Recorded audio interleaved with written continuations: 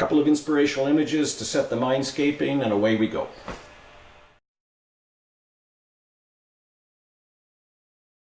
Hi there, I'm Mark Seeley at AOAI. Welcome to the strategic part of the presentation series, Level 3.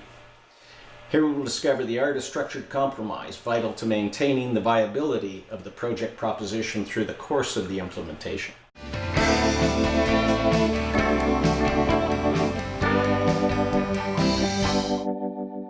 Welcome to the AOAI DBM Series Level 3, the Objective-Based Archetype. You are in the fourth of 7-part series on the Dynamic Baseline Model. The fourth presentation is comprised of Program Management, the Apollo Program Example, DBM Level 3, Affinity for Objectives. Now, over to your presenter, Mark Seeley. Hi there. Josie Wales. A calm, cool, collective demeanor, and yet tough as nails. If anyone is going to steer an initiative through adversity, he will. Program management is a game of strategy. We simultaneously view the competing interests of stakeholder expectations, end-user fitness for purpose, and a budget that generally doesn't provide the wiggle room required for the trial and error learning that is an essential element of Level 3 initiatives. A complexity diagnostic would point to a custom environment that extends significantly beyond the current state of the art. At Level 3, the project leader will make or break the planned destiny of the end user. Whether the dog wags the tail or the tail wags the dog in this regard becomes meaningless. This is the work of evolutionary learning, enabled through visibility from earned value illuminating techniques. The estimate at complete provides the reference for the compromise decision that should be considered for the sake of the project efficiency and sustainability. Put simply, we learn as we go, and we adopt, adapt, and improve our methods accordingly throughout the course of the project. So the Apollo program was initiated by the Kennedy administration as part of the space race with the Soviets. Kennedy conditioned the public mind to the required major investment through a speech to Congress in 1961. As a matter of national pride and perhaps national security, NASA was to send a man to the moon and return them safely to Earth by the end of the decade. Of course, there was no existing concept of a sufficiently capable launch vehicle at that time. The dream was realized in stages through various attempted designs and successive Apollo launches, until finally, on July 20th, 1969, Neil Armstrong stood there on the moon. Or did he? And of course, the learning process wasn't an easy one, as evidenced in the White Chaffee Grissom fire in 1968. This is the epitome of the objectives-based archetype, or DBM Level 3. If we review the disturbance of the force defined by our neatly arranged hierarchy of baselines, there is a considerable disturbance here.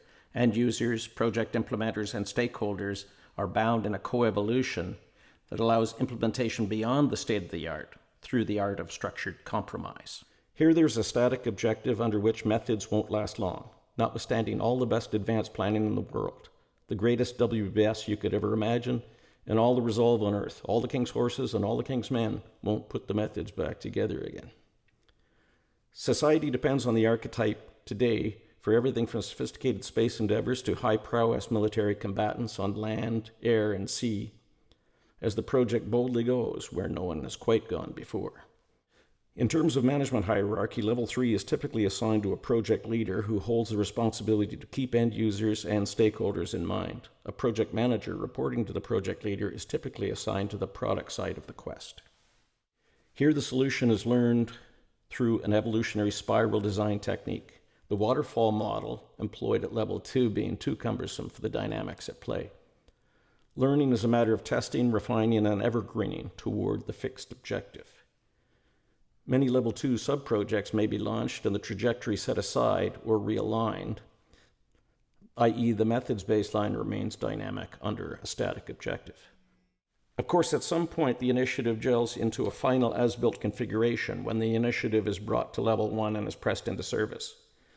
An essential element of the DBM discussion is how and when this transition is to be achieved and why this transition date is supported. In this regard, we realize time is money, but more time enhances learning, which provides a greater opportunity for success. Rather than sitting back and waiting for the dream to come true, the key question becomes, how long do you skate in speculation versus cutting your losses and trying an adjusted method? the roadmap for a level 3 reduction to level 2 and further to the eventual level 1 becomes the path of intrigue. The speculative nature of level 3 requires a calculation of earned value and estimate at complete. The dilemma is classical earned value analysis is methods intensive. Stability isn't sufficient for these methods to take hold. Unfortunately, classical earned value techniques apply best where they are not required.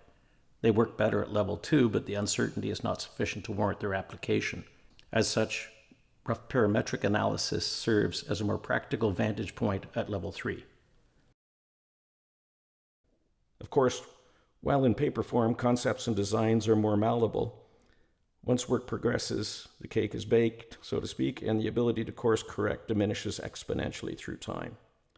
In terms of performance measurement, we should anticipate a prognosis of failure, a realignment, and another prognosis of failure, which, if accommodated appropriately, sustains the project for more learning and continued evolution ahead.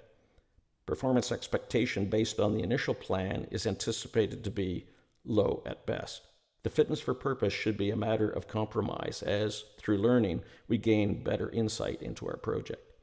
The rationale for moving forward with a level 3 need be beyond the basic scope, cost, time considerations we saw at level 2, where project estimates need adequately account for the higher level of uncertainty and thus lower predictability. The performance trade-off is cost versus achievement, the financial outlay required to maintain the speculative opportunity for success. The Myers-Briggs taxonomy might suggest an ENTJ. These leaders are bred for their toughness and generally need to be euthanized following the project out of concern that they might integrate back into the general population. Our learning processes suggest advancement beyond the rules, beyond methods, into strategic objectives. This is the epitome of the MBO, or Management by Objective, initiatives of the 1980s. We have addressed strategic projects where the end is less assured. The stakeholders, the end users, and the project team are all implicated in the evolutionary decisions, a mix that creates a disturbance in the force that is far greater than the lower levels of the DBM. Confronting dynamic complexity here, the art of structured compromise is essential to continued optimization. Wishing you the ultimate in stability ahead. This is Mark Seeley. Thank you for watching.